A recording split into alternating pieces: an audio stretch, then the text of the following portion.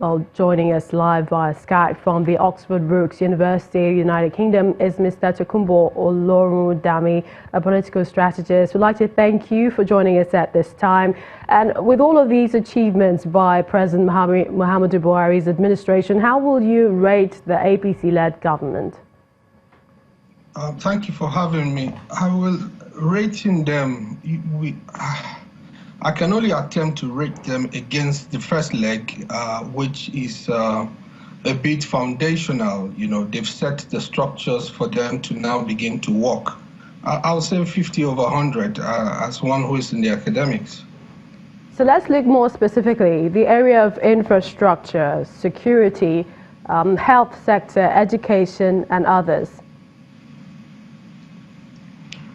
Security, I would say 30 over 100.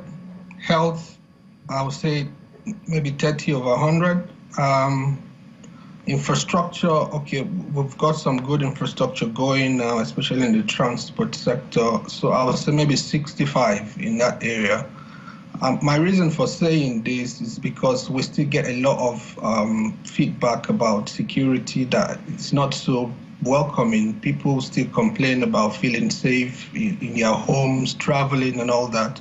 So we need something to be more, clearly done to address this. A very strategic step, that can make people sleep with both eyes closed in their homes. And for health, you still get a lot of people coming, and on the social media especially, it's very heartbreaking when you see people who are ill on social media asking for help. It therefore means the system has failed them. Now, for example, coming from the private sector, they've said that a new agenda is important to move the country forward, and they're saying one of the very huge factors that will militate against that is population growth. How do you think this has affected this administration in terms of their development programs? I think it has affected them in a very, very fundamental way, because if you don't know who you're planning for, then how well have you budgeted? It therefore means your budget is abysmally wrong. You don't know who you're planning for. We need to see some sort of strategic approach.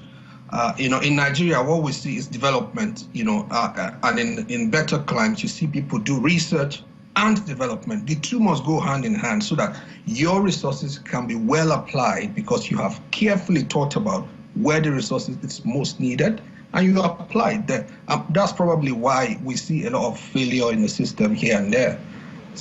Still talking about, looking at the manifesto of the Buhari administration anchored on economy, security, anti-corruption, reducing unemployment is also a very important issue, and recent figures from the NBS quite alarming with regards to unemployment and underemployment. What do you want the government to be doing better in the next term?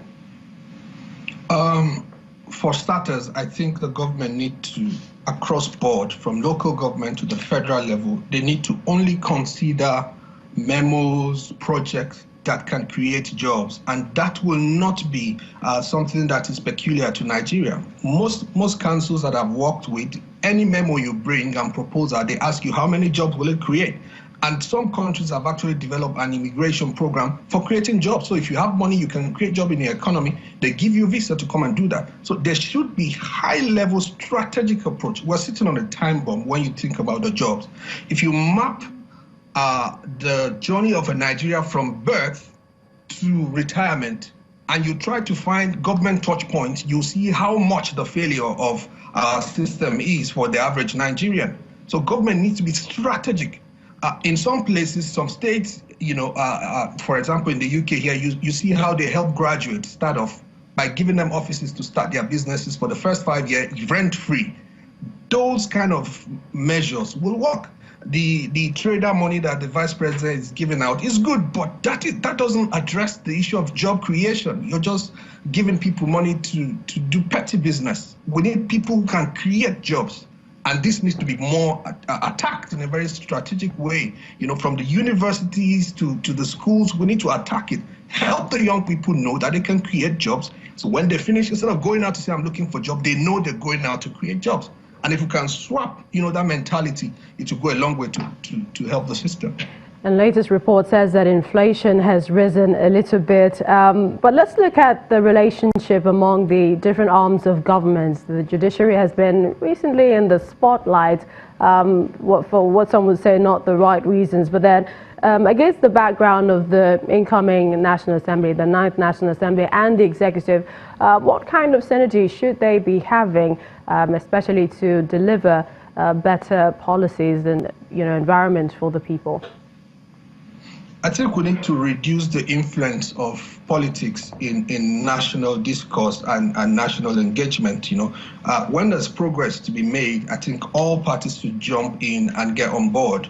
When you have a National Assembly who is awash by a lot of political under trading and a lot of issues, that you will certainly have it affect the policy of government. So government is driving for jobs. The National Assembly should get on board and know that when things come to them and it seems the National Assembly actually should be asking questions if the executive bring bills and memos to say how many jobs will this create. Because it's becoming a national problem. It's actually a national emergency issue now, because you see the youths, they will look for other options. People are traveling abroad, some are trekking abroad because they want better life. Nobody just wants to finish school and then you have no options. Government should see how they can create options, and all the three arms of government need to be on board with this. And it's a synergistic, synergistic relationship. For example, government is working to create an enabling environment, but as you rightly mentioned, the justice system has been bashed in recent times. Without justice, nobody wants to come and do business in Nigeria. Because if I put my money in that system, I want to know that if something goes wrong, there's a legal framework for me to get my money out. So it's all encompassing. Right. It's hand in glove, yeah. Mr. Tokunbo Olorodami, we'd like to thank you for joining us on News Across Nigeria. Thank you for having me.